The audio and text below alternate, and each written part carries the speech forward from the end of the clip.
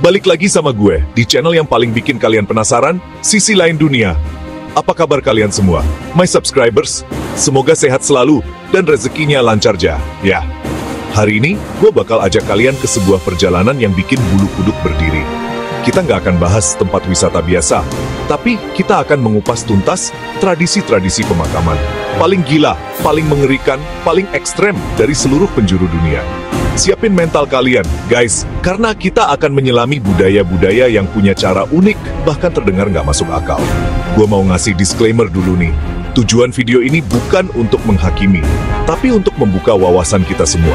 Jenazah dikasih makan burung, mayat diajak menari, jenazah disimpan seperti orang sakit, semuanya nyata.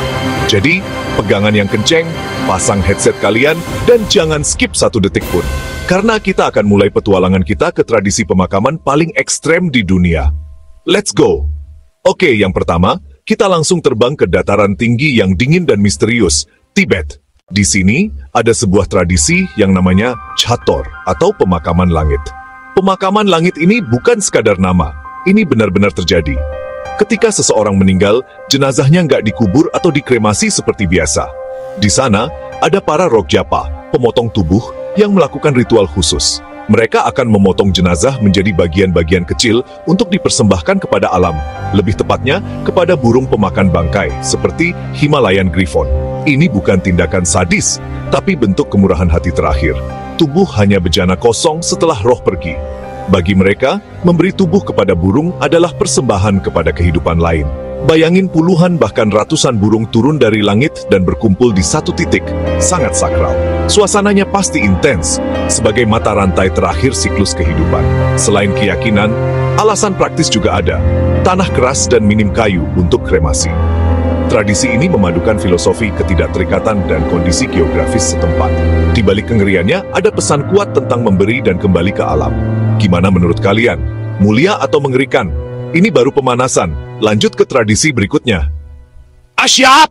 Dari Tibet kita terbang jauh ke pulau eksotis Madagaskar.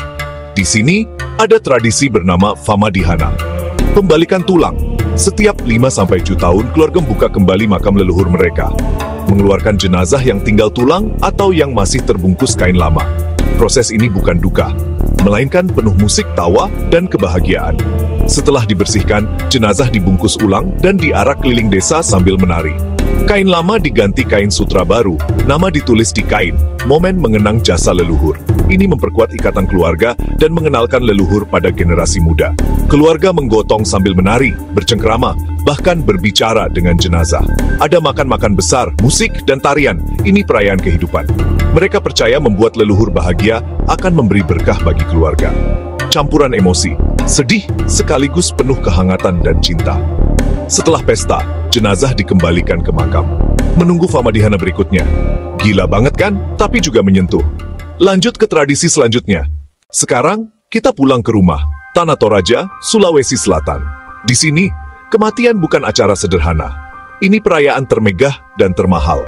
Namanya Rambu Solo, upacara besar yang bisa berlangsung berhari-hari. Keluarga menyembelih puluhan bahkan ratusan kerbau sebagai persembahan. Sebelum upacara, jenazah diawetkan dan diperlakukan seperti orang sakit yang masih tinggal di rumah. Dikasih makan, minum, dan diajak bicara, tanda bakti dan rasa hormat. Ada juga manene. Makam dibuka, mumi dibersihkan, dipakaikan baju baru, dan diajak berkeliling. Bahkan ada yang diberi topi atau kacamata, sebuah reuni antara yang hidup dan yang mati. Upacara ini mahal, keluarga menabung bertahun-tahun untuk Rambu Solo. Semakin banyak kerbau, semakin tinggi status yang ditunjukkan keluarga. Upacara penuh tarian, musik, dan ritual adat yang kompleks, bukti ikatan keluarga yang kuat.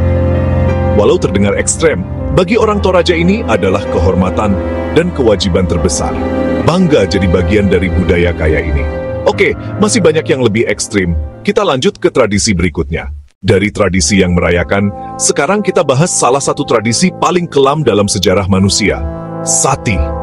Perhatian, ini bagian yang berat. Praktik ini sekarang dilarang dan dianggap kriminal. Sati adalah ritual kuno di mana seorang janda diharapkan ikut membakar dirinya bersama jenazah suami. Caranya?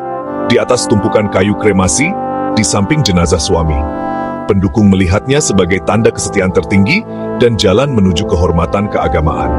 Namun banyak sejarawan mengatakan tidak semua wanita sukarela. Ada tekanan sosial dan pemaksaan. Ada kasus yang mengerikan di mana wanita didorong ke dalam api.